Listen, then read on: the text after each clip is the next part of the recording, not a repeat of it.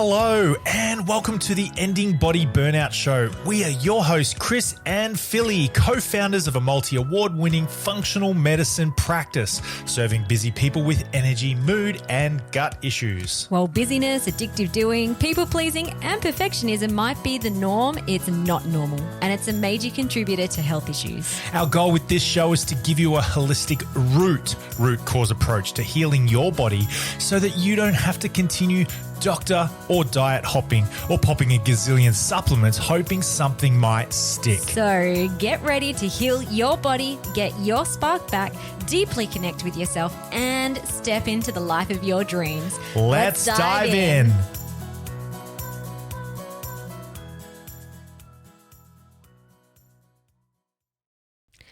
Hello, welcome to the podcast. We have a great little episode for you today, all about word swapping, rewiring the brain, and switching off your chronic health symptoms.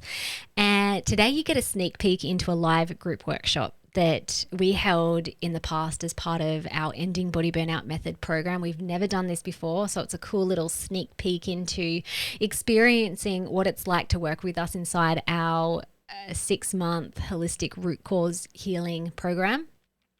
Our Ending Body Burnout Method is opening doors very soon in 1 week, which I'm so excited about.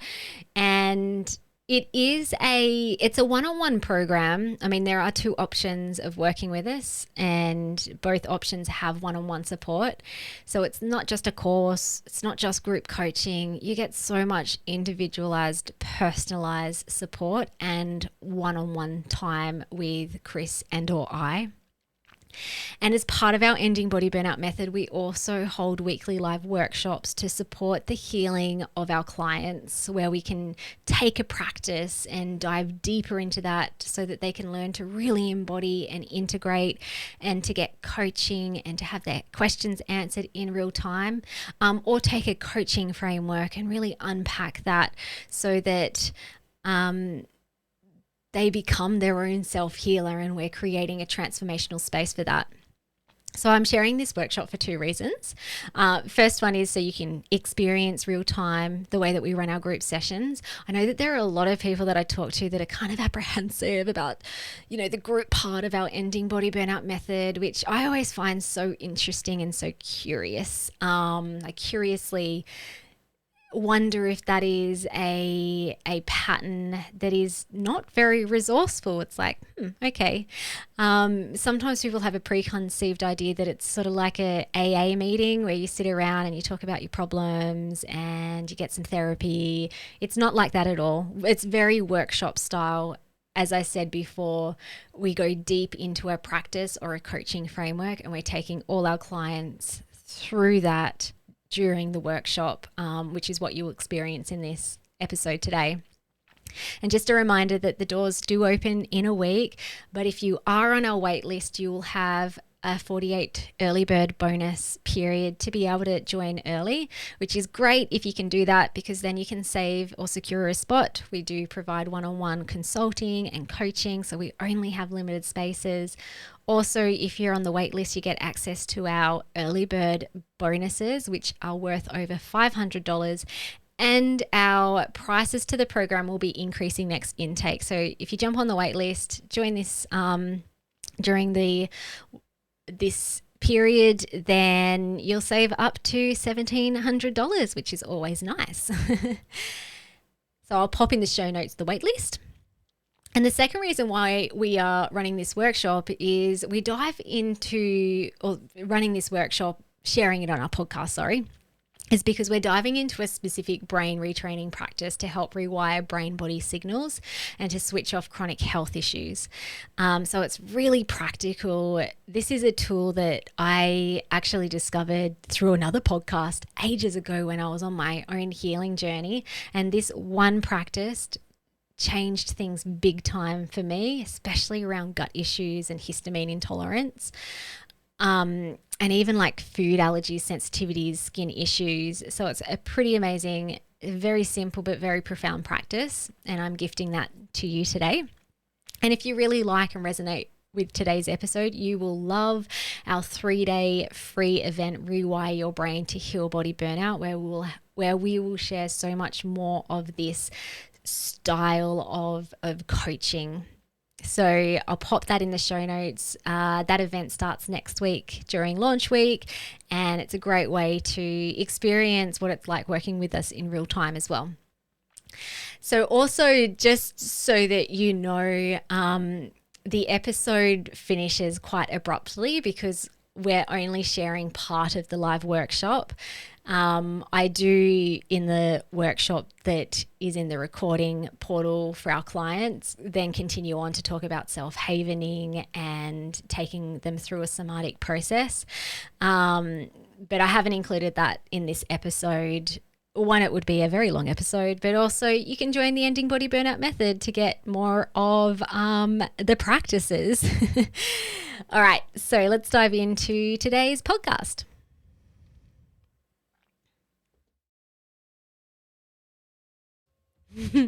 Hello, everybody.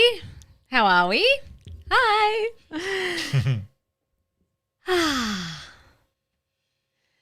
Okay, so I'm really excited about tonight's topic because it was one that I found super useful when I was on my own healing journey. We'll get to that in a seckie. What I would love to start off with, because I don't know if anyone remembers last week, I'm like, oh, wins. Oh, no, wait, we'll get to that later. And I never gave you guys the opportunity to share wins.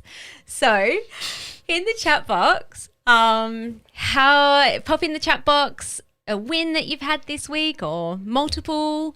This kind of carries on from what we were talking about last week with evidence collecting. So helps to focus the brain towards what you do want and celebrating the wins.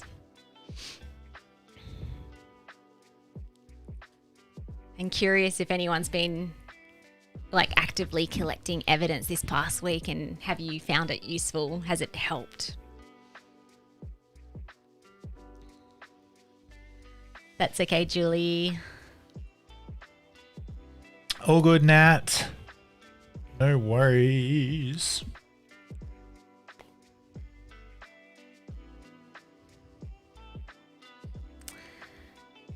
Ooh, Caroline. I went to the supermarket after work today and was starving, but I did not buy any chips. A huge win for me. Were you tempted, or it was like purely like, nah, don't want them. Don't need them.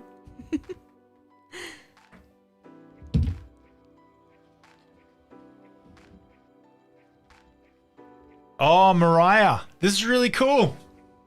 Aim to have 10 active clients a week by the end of the year, and you hit 7 this week. Awesome. That's really cool. Having that capacity to be able to serve, yay, and work. Oh, I'm so excited for you. What a blessing. That's awesome. And still 2 more months to, you'll get way more than 3. If you want more than 10. Pam, majorly triggered, started to spiral, but I was able to use new tools to bring myself back to present. Wow, that's cool. Awesome. So good. So today, hang on, Sally. And welcome to your first live group call, Sally. Super exciting. Completed outlets this week, learnt lots from my latest test results, got a plan to start. Yes. Yeah, awesome. It's been a big... I was going to say week, but it's a big period for you, Sal. Hey, good job. And Julie, staying with daughter and grandchildren last weekend and gave myself rest with legs up. Awesome.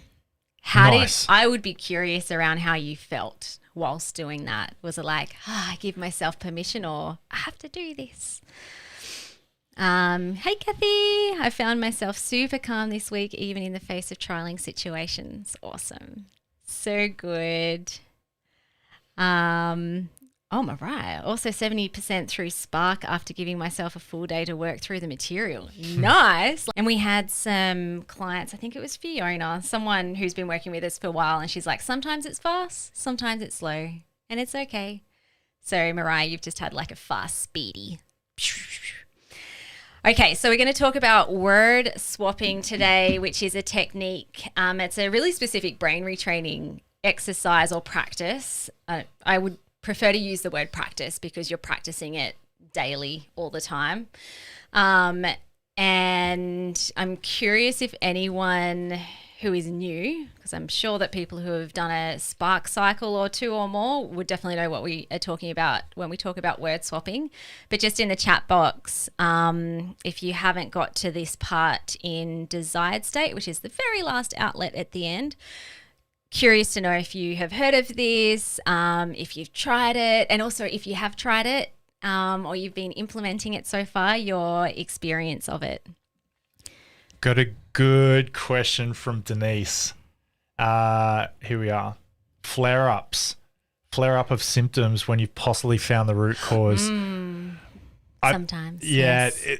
Not everybody, but stuff happens. We call it next level problems, when you get to a new level of growth. Maybe the thing has been there the whole time and you've created space for this beautiful sensation in your body to come out, to just remind you, hey, I'm important. I've got something to tell you. Remember, don't forget about me. I know you're working on stuff, but remember the thing. And maybe that's a frame that you can look at the symptom flare up as. Yeah. Have you got any other ones? Well, I think about 2 things as well. So depending on, it's never nice. It's not like, oh, I've seen the monster under the bed and it's so cute and fluffy and I just want to give it a big cuddle. It's kind of like, ugh, I see you and I'm done with you. So and it's massive energy, physical, mental, emotional, spiritual, to get to that point as well, because you're totally letting your walls down and your guard down, and you've created safety with yourself to be able to handle the information. The other thing too, and we talked about it, I'm pretty sure I talked about it last week, is that just in the same way that when you're hungry, your body will send you physical cues. That is the same as I didn't talk about it. Oh no, I did, timeline. So the beliefs can also have a somatic experience in the body. And so, yeah, absolutely. It can be very common when you find the thing, it's like, whoa. So I actually think that that's really cool when that happens, because it's like, okay, this is clearly a thing. Now I get to start reprogramming it if you so choose to no longer have it in your life anymore. So Philly, you asked the question. Actually, hang on. Before I do that, Denise, does that give you some good feedback? Yeah, cool, awesome, beautiful. Got a couple of people who you asked about word swapping. Mm-hmm. So Deb's heard of it. Pam's found word swapping really works and helps keep her positive and moving forward. And Mariah even uses it for her practice. Yeah. Mm-hmm. So that's pretty cool. Yeah. So you're using it not just from a physical or emotional symptom, but it's literally you're applying it to business and building the practice. Yeah, awesome, great. If we have time, we'll probably talk about different applications to this that goes beyond just using it for sensations. That's awesome.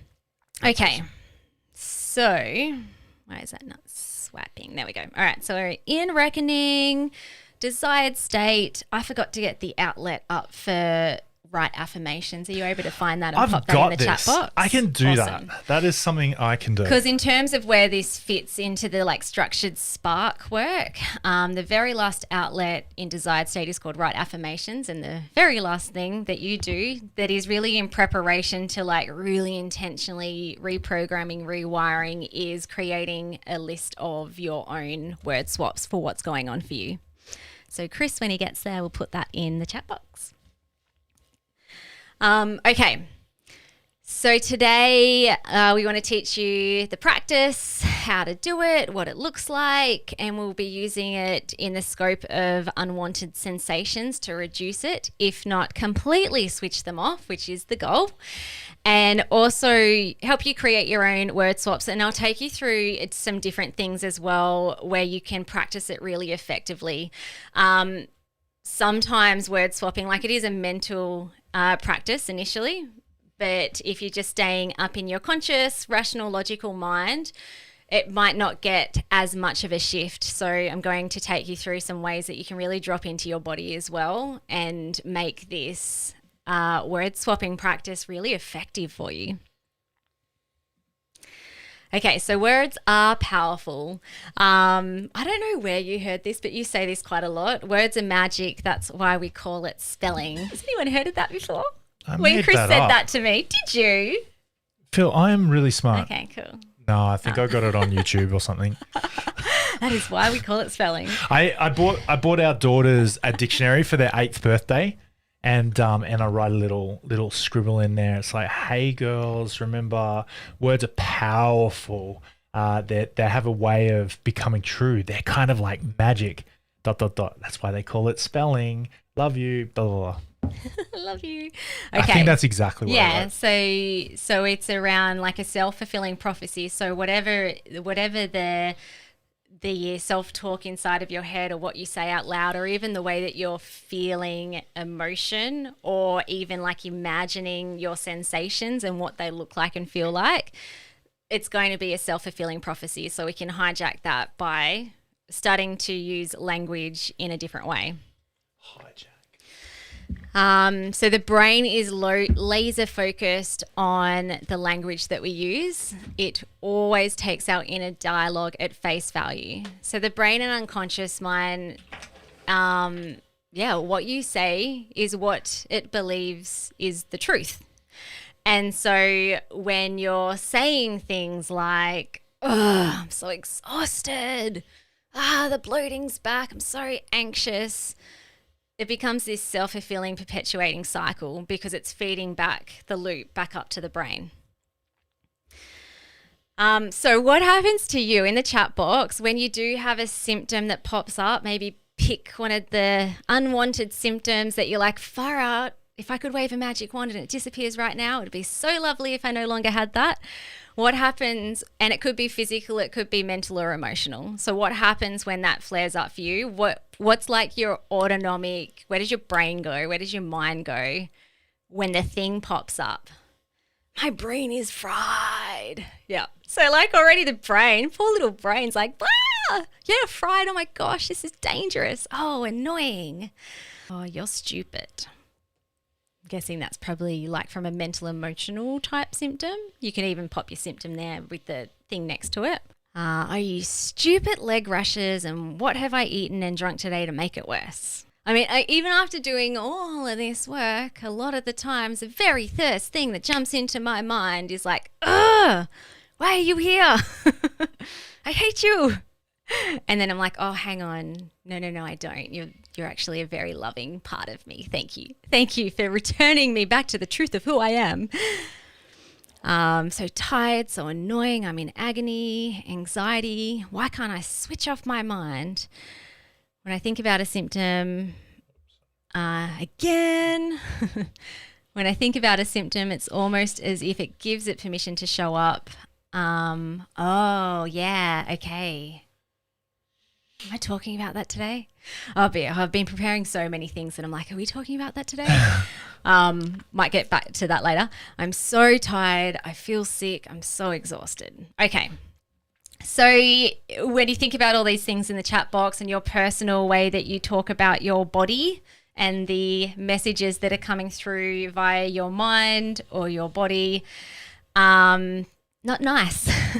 I don't know, does anyone have like a lovely positive butterflies and rainbows connotation attached to the way that they're describing these sensations?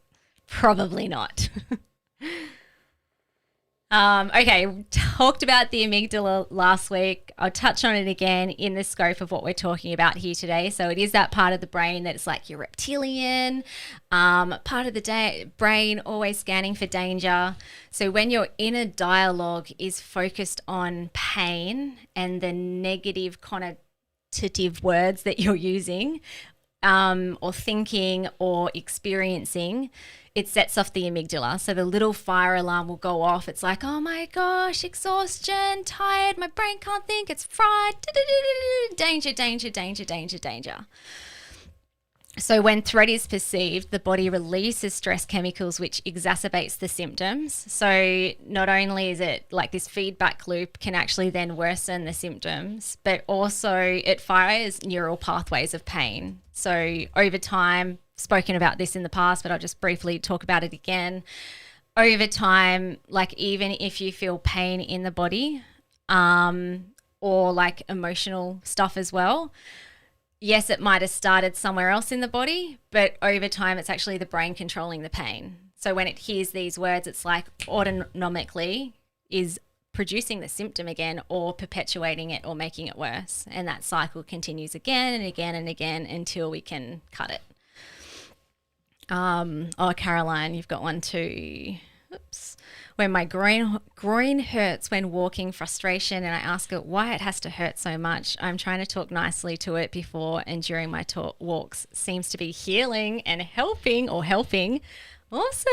Okay, so this stuff works. It's so simple, but it works. Okay, the words also create mental images. So if I scroll up the chat box again, okay, like Mariah, my brain is fried. What image comes to your mind then? I use this knife because sometimes people like talk about their pain as stabbing. It's like, oh, I got that stabbing pain in my back again, or like, oh, it's back to a fried banana. That could kind of be comical. We could work with that. Oh dear. But our brain codes these sensations in the way that you're interpreting them. And again, it's just feeding this feedback loop. So when we can work with the images that you have connected to your pain as well, then things can change. And I'm going to take you through a process a little bit later where we're going to start rewiring this. So if you hear I go down the rabbit hole of anxiety again, it's like the dark hole that never ends. I'm going to get lost. I'm never going to get out. Okay. So the more you engage in the old way of thinking about your symptoms, the more you'll stay stuck in the cycle of that symptom. Okay. Any questions so far? Again, simple process. Also too, if you have like skepticism around this, or you're like, oh, I have tried it, but didn't really work for me. Like this is why we hold these workshops, especially to troubleshoot things. Okay, so how to word swap. So word swapping is simple. It's effective. It's going to send the signal to the amygdala that you are safe, even when you're in a flare. Even when you're having a bit of an anxiety spiral or a big one, or suddenly the gut issues are back, or you're exhausted, whatever it is. Which one, Denise? Did you want to take a screenshot? The one before? This one, yeah. This That one, yeah. Yeah. I Screenshot. think that's a good screensaver. Oh, where am I? Thanks. Oh no, I only took the. Oh. It's like, yeah, I didn't take your faces. Didn't want those parts. Thanks. Okay. Now this is very different to toxic positivity. Toxic positivity is basically like, everything's fine, my body's fine, my brain is fine, there's no issues here. Because what this will do is you're gaslighting yourself. You can't lie to your unconscious mind, and you're pretending like nothing is wrong and like those messages aren't there. And so these messages are they're always loving, they're always protective, there's always wisdom inside of them. So if you're pretending that it's not there, then I mean, you might get a little bit of movement and shift in symptoms, but it's not going to last, and they might even start screaming at you louder, because it's like, oh my gosh, what do I have to do to get through to you? You are not listening. You're pretending like I'm not even there, and I like dialed up the pain or the sensation, and you're still not listening. You're pretending like I'm not there. That's force, isn't it? It's force and fantasy. You're pretending. It's a bit facade as well. It's like the fight, flight, freeze facade. It's facading.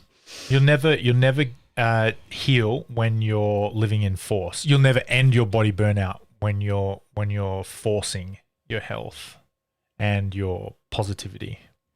It's got to be real.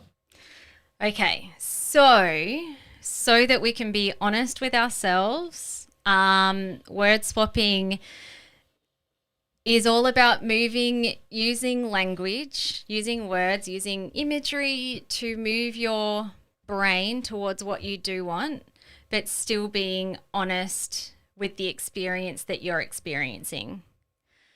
So an example of this, well, actually, first word swap before we get into like examples, and then you guys can start building up your own one. And if you want to use the right affirmations outlet and save it for later, if you're not quite up to this part in Spark, go for it. But the first word swap is, how does everyone feel about changing the word pain to sensation or even symptom? I know I've started talking about symptoms. How does it feel if you could just start talking about these things as sensations? And when you entertain that in your mind, connected to the sensations that you put in the chat box earlier, how does that change the way that you feel about them? Natalie, yeah, that's okay. I can do that. Yeah, like hypnobirthing. Oh my gosh, there's so many similarities with this and hypnobirthing, for sure. Any thoughts? Like, does anything shift in you when you are like, oh, okay, so the anxiety is just a sensation. Oh, the brain fog's just a sensation. The exhaustion's just a sensation. That pain in my hip is just a sensation. What shifts do you notice there? Rach, thinking it's a sensation changes the thought it will pass instead of it's going to stick around. Yeah, it's kind of like just a sensation. It's just a thing that's popped up. For a sensation rather than a symptom, and it lessens the feeling. Yeah, that's it, Julie. Yeah, like normalizes it, neutralizes it. And so therefore that part of your brain, the amygdala, is like, oh, I don't think there's anything to worry about here. We're just experiencing a sensation. Okay, cool. And sensation's very neutral. You can have like beautiful, wonderful, positive, amazing, liberating sensations. And then you could have the opposite, but sensation is very neutral.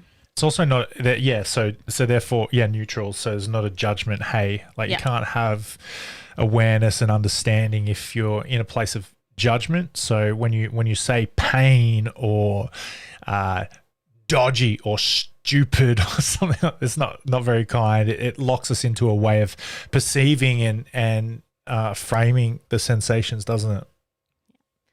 Yeah, and Pam said it makes it feel lighter. I love what Bree said. Sensation feels like it's a kind message from the body as opposed to pain. Okay, yeah, Denise. Well, let's get to that. Okay, so here are some examples, and then absolutely pop yours in there. Give some word swaps a go, or if you're feeling a bit stuck. So Denise, the last one on this example is I'm so tired or I'm so exhausted. A word swap would be my body is resting and recovering. I really love using the word less, like Sully's just put less down, because you can then use a word that wires your brain towards how you do want to feel, and your brain deletes the word less, and your unconscious mind does too. It's actually like just clings onto the descriptor, but you're not lying. You're not pretending it's not there. You're just wiring your brain towards what you do want. So, if, for example, stabbing pain in back would be back is less comfortable. Tightness in chest. My chest is less loose. And it's more powerful too if the antidote or the word swap is the opposite to the way that you're describing it. The heartburn is back. I can feel my gut is digesting food. This is specifically what I used to use for really chronic heartburn and histamine flare-ups, where I could feel it. Like I could feel it stuck in my chest and like regurgitating. Okay, I'm using you can hear these words. These are my old words. Regurgitating, reflexing, burning up my throat. And then I'm like, oh, but my gut's just trying to digest the food.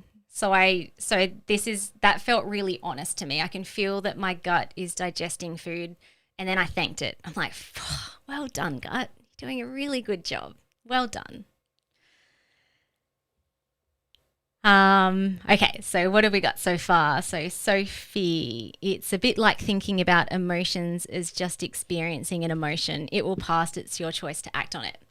Yeah, so the word swaps can be for your emotions too. So if you're constantly feeling anxiety or depression or guilt or shame, it's like, okay, cool. Well, what's the opposite? It can neutralize it when you just see the emotion as a sensation as well. It's not me.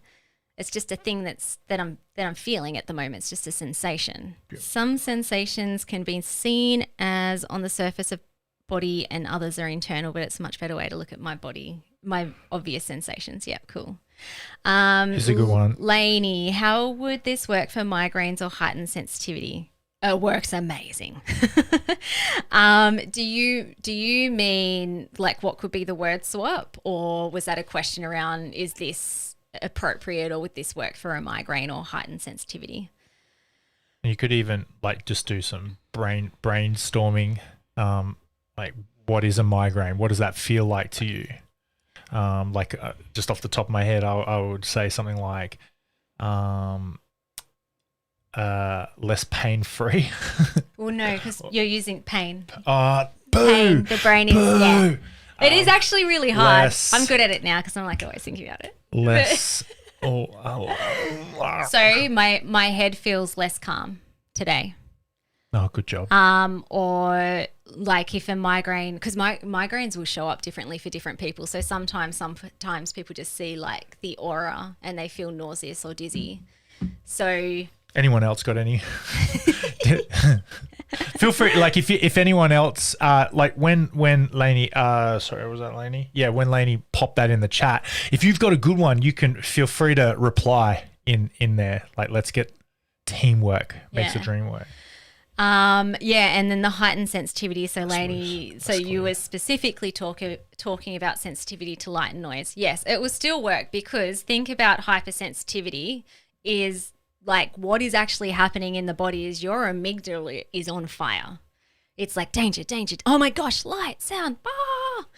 And so then your words of, I'd be curious to know actually what the initial thought is when this happens. It's like, I don't know if it would be like, damn, the heightened sensitivity is back.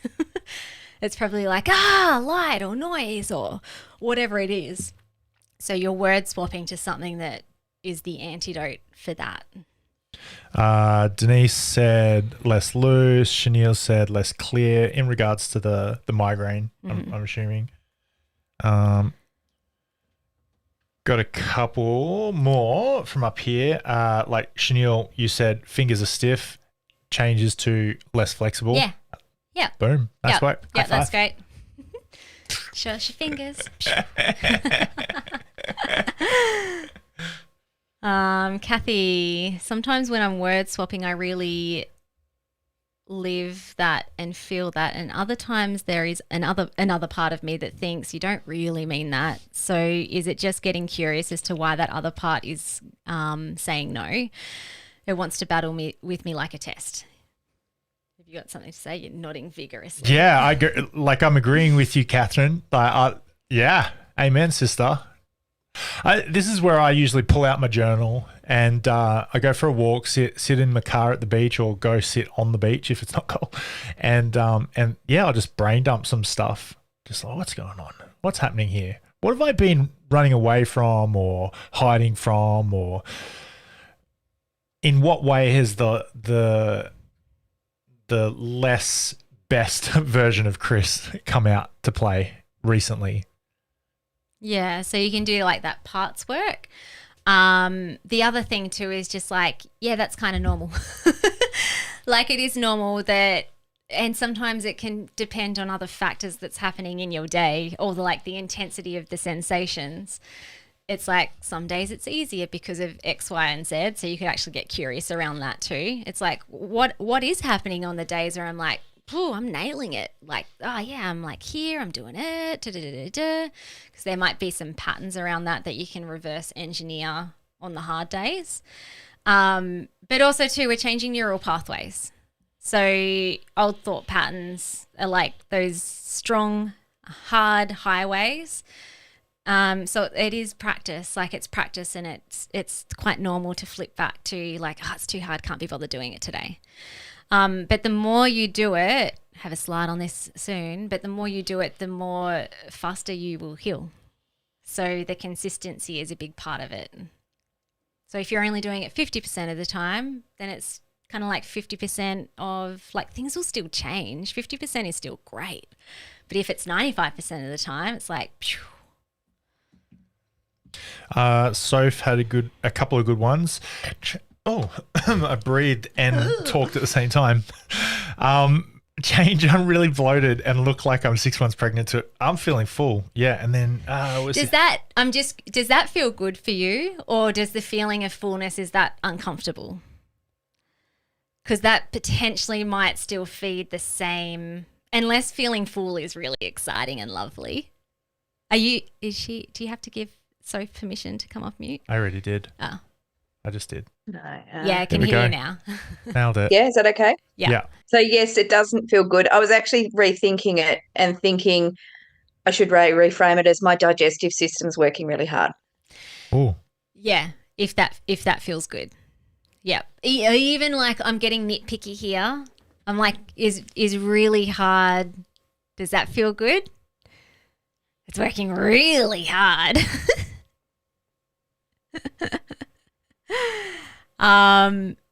Because I played around with that too, with the old sensation of heartburn, where I'm like, oh, I can really feel you're working hard right now. But that even felt quite forceful, as if it's like the food's trying to get stuffed down into the next part of my digestive system. But when I just neutralized it a bit more to, oh, I can really feel my guts digesting food now, that's actually really functional. And it's like, our gut is supposed to digest food. It actually isn't supposed to work hard to do it. It should just flow. Yeah. And then Sophie also said emotional wreck changes to I'm aware of my feelings. Yeah, that feels neutral to me. Yeah. And loving as well. It's like I'm aware. I'm not trying to like stuff them down with ice cream or something. Natalie, what about if you feel really tired but can't go and rest? Can't go and rest. Can't? Like can't? You're going to go down a rabbit hole on that one first? You can if you want to. Well, I often like to notice when I say can't or should or have to or need to, those ones. When I get stuck up should creek without a paddle, I get some good stuff when I do a bit of reflection on can't. But yeah. Well, I mean, that could be part of your, okay. I'll get to your actual question in a seckie, but even that. Sally brought up a good one. Sorry. Yeah, you go. I have to, I get to, or yeah, I was going to say I choose to. Yeah. I choose to not rest today because it is your choice. At the end of the day, I mean, even if you have a screaming baby that's just like, I need you, you could choose to not pick up the baby. Now, I know that you're an awesome mum, so you wouldn't choose to neglect your child, but you could. So it kind of just helps to get out of victim and taking responsibility. But you could use the word less. So if you thought about, what was it? I'm really tired today. I'm less energized today. Yeah. And just to change lanes and go back to what I was saying, like you're at work. No, I'm just assuming here, and I might be wrong, but no one kidnapped you and handcuffed you to work and forced you in there. So a part of you wanted to be there. A part of you wanted to choose that. So it's like, I chose this. And so you can work on a little bit of that as well. Like, where your choice and where your responsibility in this situation is, but in the interim, what did you say? I feel less energized today. Yeah, you can try those as well. You can even say it like you have energy. I feel less energized today, and then your body's like, oh, what? Oh, that's what we're doing. Energy. Oh, okay. I'll get to like a bit in the next slide. We'll talk about effectiveness. Yeah, and then in the long term, you work on how many fires you're putting, or not putting out. What's the opposite of putting out? How many fires in your life you're having to put out, and how many obligations you've got, and how much space you're actually providing or not providing for you to heal. You know, can work on that too. Yeah. Pam and Kat had good ones. So lacking confidence, feeling less ambitious today. Yep.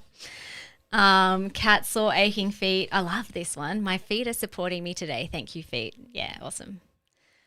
Any positive swaps for annoying, loud, high ringing in the ears? Your amygdala's like, let's do more of that. Ding, ding, ding, ding, ding.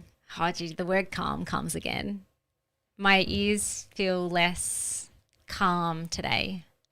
My hearing is less flowy today.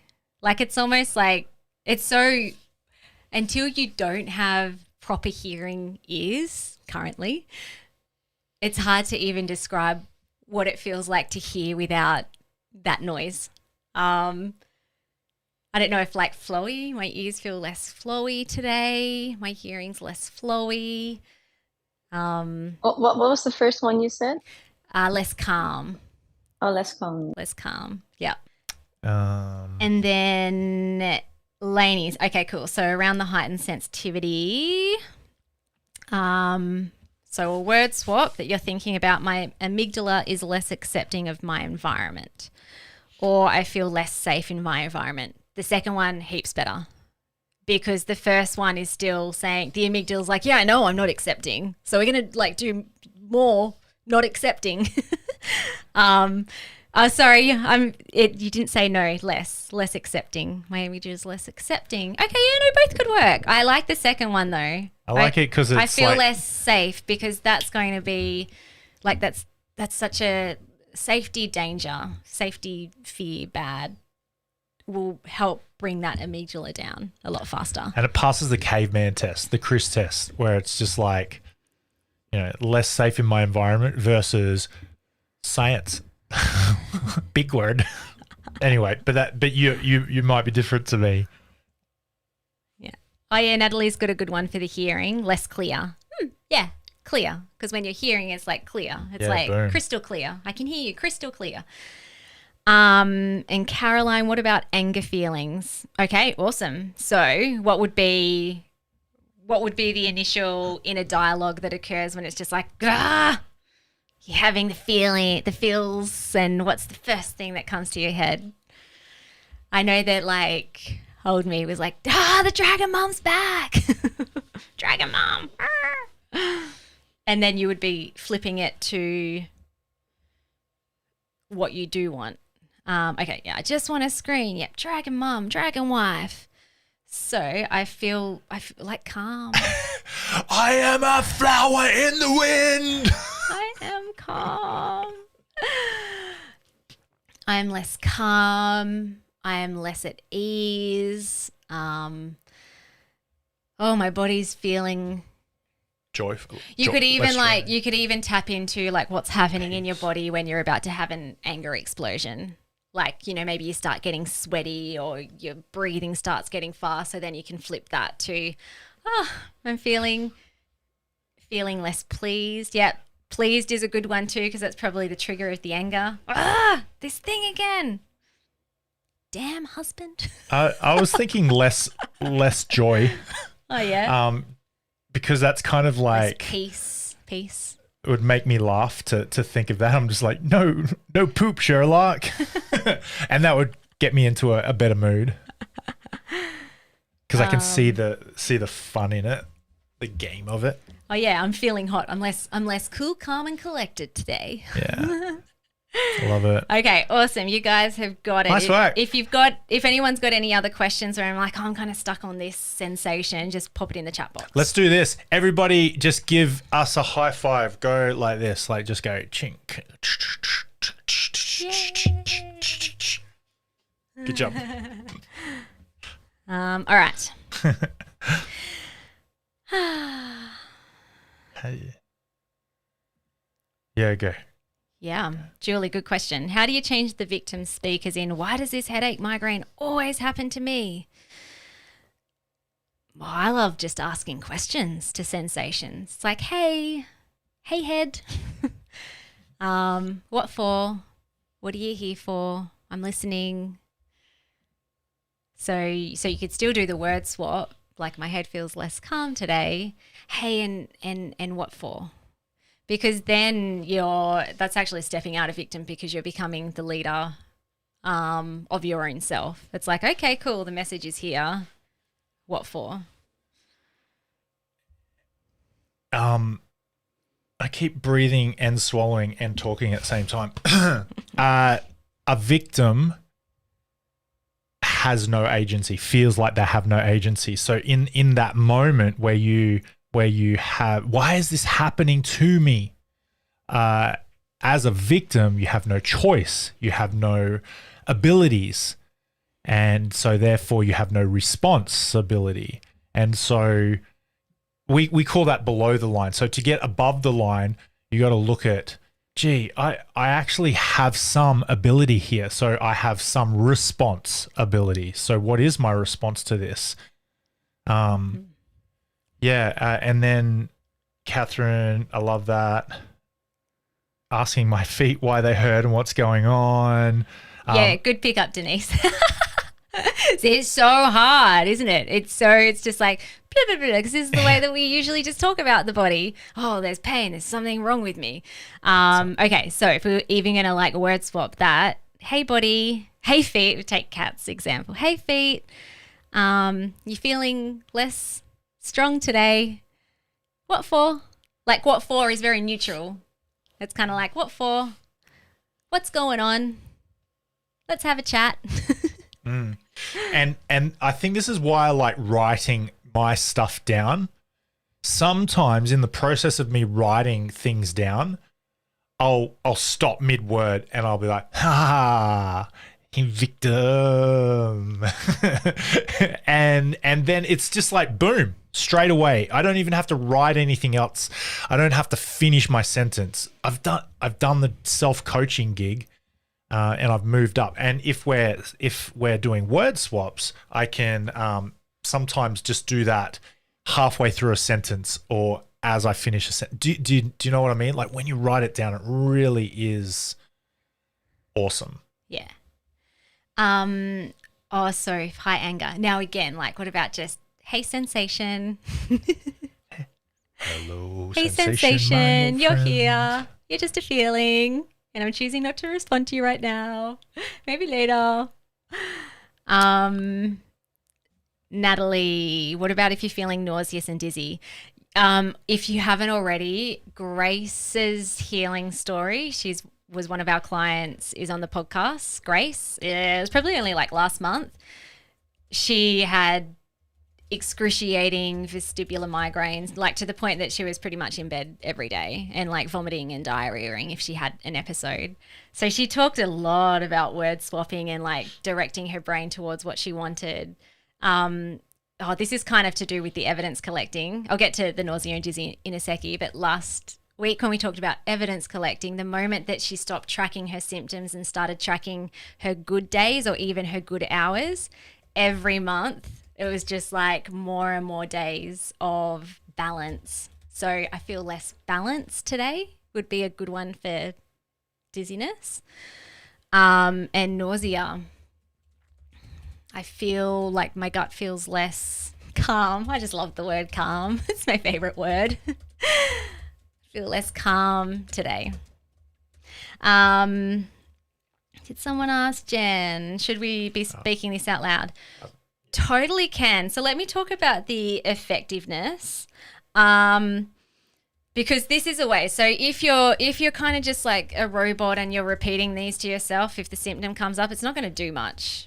I mean, yeah, the words are there, but you're also a body and you're a feeling and a system that has sensations. So when you can tap into those, then you're going to have more power to dial down the angst of the amygdala, where the amygdala is literally going to be like, oh, there's nothing to worry about here right now. Okay, cool. Don't have to perpetuate this anymore. So saying out loud, yeah, like if that feels more powerful for you, I I did, but it was probably like out loud but quiet.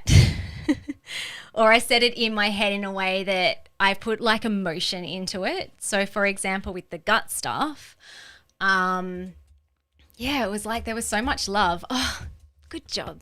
If I was by myself or, just with my kids, good job, well done, gut. And like somatically touch that part of my body too, like a good little pat, like good job.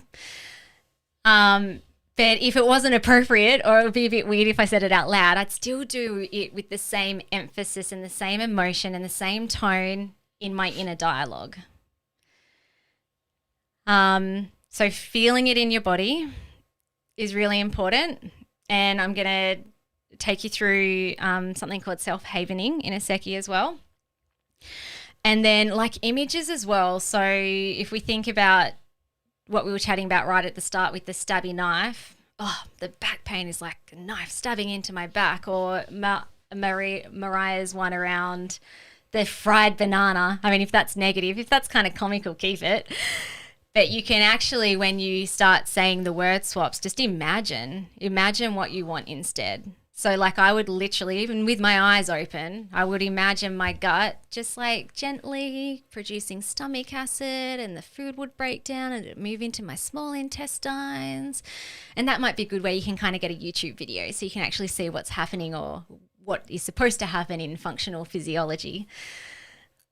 And also, so anyone who has been up to or knows what their deepest root cause belief is, this is where you can stack your new empowering identity-based belief onto this as well.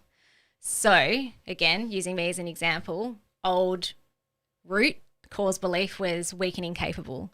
So it's like, well done, gut. Well done. And I'd literally like just rub it and tap it until I felt goosebumpy and like just so proud of my body. And then I would tap into the empowering belief and body, you're strong and you're capable, and I'm strong and I'm capable. And I wouldn't stop doing it until the sensation completely disappeared. And the more I did it, the quicker that was. Like literally the moment I just started talking to myself or touching my body, the symptom would disappear. Now, it doesn't mean that, especially when you first start doing this, the sensation probably will show up in the next 2 minutes or maybe the next 30 minutes, but that's okay. You just do it again. And every time you show up for yourself and you practice this, and it doesn't have to take long, it's all happening in the moment, the more you will notice that things will get less and less and less until one day it's like, far out, that symptom's gone. Like I don't even have that anymore. That's so cool. Thank you so much for listening. We so appreciate you. If you'd like to give us extra smiles, drop us a review and spread the love by sharing this episode. You can also rate your own state of burnout and the root cause contributors by taking our Ending Body Burnout Assessment on our website. And if you're interested in learning about our group or one-on-one Ending Body Burnout programs, shoot us a DM via Instagram or Facebook. Have the best day ever.